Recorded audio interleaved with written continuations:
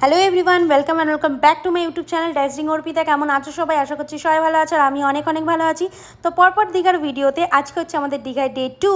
তো চলো আজকে আমরা বেরিয়ে পড়েছি সকাল সকাল বাড়ির থেকে। প্রথমে জায়গাটা যেটা দর্শন করব সাইট সিন হিসেবে সেটি হচ্ছে একটি রাধাকৃষ্ণের মন্দির।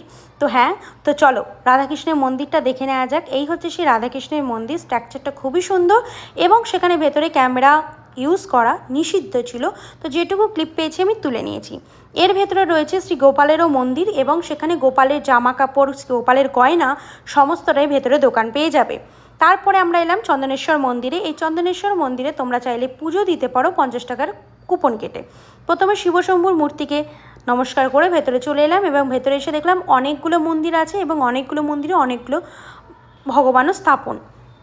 এই সামনে পুকুরটাতে যাদের কোনো মানত হয়তো পুরো হয়ে গেছে বা কিছু, তারা ওখানে দেখি ডুব দিয়ে স্নান করে পুজোটা দিয়ে নিচ্ছে।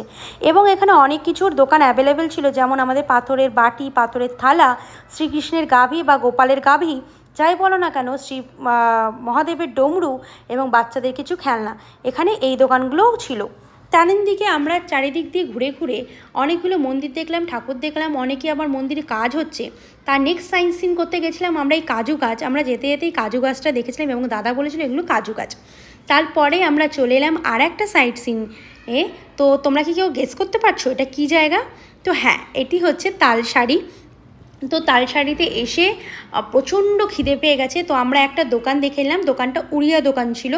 ওখান থেকে আমরা অর্ডার করে নিয়েছিলাম কচুরি, মানে লুচি আর তরকারি দিয়েছিল। সত্যি লুচিগুলো যথেষ্ট সাইজে বড় এবং তরকারিটা ভীষণ টেস্টফুল। মা ভাই ওদিকে বসেছিল আর এদিকে ছিল আমার বাবা। আর বাবা ক্যামেরার সামনে আসলে হাসে খুব।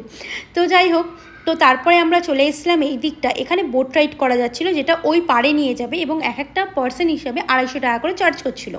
তো 250 টাকা করে চার্জ করার জন্য আমরা ওপারে যাইনি, কারণ অনেকটাই কস্টলি হয়ে যাচ্ছিলো যেহেতু আমরা 4 জন। তো আমরা এদিক থেকে কিছুটা ভিউ উপভোগ করলাম, কিছুটা ছবি তুললাম, কিছুটা ভিডিওস তুললাম। তারপরে আমরা নেক্সট চলে এলাম যে ডেস্টিনেশনটা। অনেকেই, আমি একটা ক্লু দেবো, দেখি ধরতে পারো নাকি। এই জায়গাটার জন্যই অনেকে দীঘাতে আসে রিল্যাক্স করতে। তোমরা কি কেউ গেস করতে পারছো আমি কোন জায়গাটা বলছি? হ্যাঁ, আমি বলছি উদয়পুর বিচের কথা, যেটা অনেকেই দীঘায় আসে উদয়পুর বিচে রিল্যাক্স করতে। বন্ধুদের সাথে, ফ্যামিলির সাথে, পার্টনারের সাথে সবাই আসে রিল্যাক্স করতে। তো আমরাও চলে এলাম উদয়পুর বিচে।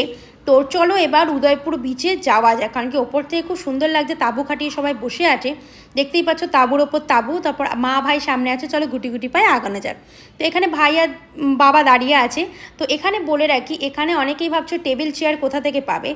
দীঘায় যারা যাবে তারা যে দোকান থেকে মাছ কিনে খাবে তারাই তোমাদের ওই চেয়ার টেবিলটা প্রোভাইড করবে এবং ওরা জুতো রাখারও সুব্যবস্থা রাখে। তারপরে আমরা ওখানে কিছুক্ষণ বসলাম, বসে কিছুক্ষণ অর্ডার দিলাম। দিয়ে আমি যে অর্ডারগুলো দিয়েছিলাম তার মধ্যে উপস্থিত ছিল কাঁকড়া, যেটা 3টে ছোটো কাঁকড়া দিয়েছিল 200 টাকা করে প্লেট। এবং আরও কিছু অর্ডার করেছিলাম, আর অর্ডারের মধ্যে ছিল কিছুটা পমফ্লেট মাছ। তো পমফ্লেট মাছ ছোটো সাইজ, মানে মিডিয়াম সাইজ ছিল, কিন্তু পার পিস 100 টাকা করে নিয়েছিল। তো দুটো নিয়েছিলাম আমি 200 টাকা। এর মধ্যে বলে রাখি, উদয়পুর বিচে অ্যালকোহল নেওয়া যাবে, কোনো রকম অসুবিধা নেই, এবং হুক্কা ওখানে পাওয়া যাবে। আর এখানে ফল জাতীয় জিনিসও তোমরা ফল অনেক রকম পেয়ে যাবে, সিগারেটের দোকান পেয়ে যাবে, নানান রকম জিনিসের দোকান পেয়ে যাবে।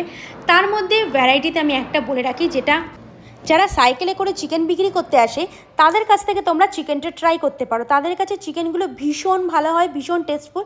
যাদের কাছে মনে হয় যে হ্যাঁ এনার কাছ থেকে খাওয়া যেতে পারে, তো আমি বলবো মাস্ট ট্রাই। যারা সাইকেলে করে চিকেন নিয়ে আসে, চিকেন কষা দাবি করে, 4 পিস না 6 পিস করে দেয় 100 টাকা করে প্লেট। তো খুব ভালো। চলো এদিক ওদিক ঘুরিয়ে দেখানো যাক। তো আমরা সেদিন প্রচুর এনজয় করেছিলাম, আর আমি ভাই তো প্রচুর স্নান করেছি, প্রচুর। মাও করেছে, বাবা অল্প করেছে। বাট হ্যাঁ, ওখানে গিয়ে কিছু মানে নতুন লোকেদের সাথে পরিচয় হয়েছিল এবং তাদের সাথেও খুব এনজয়মেন্ট করেছিলাম। আমি ভাই মিলে খুব কথাবার্তা, স্নান সবই হয়েছে। তো তারপরে দেখো আমি স্নান করে একটু গোল গোল ঘুরে নিচ্ছি।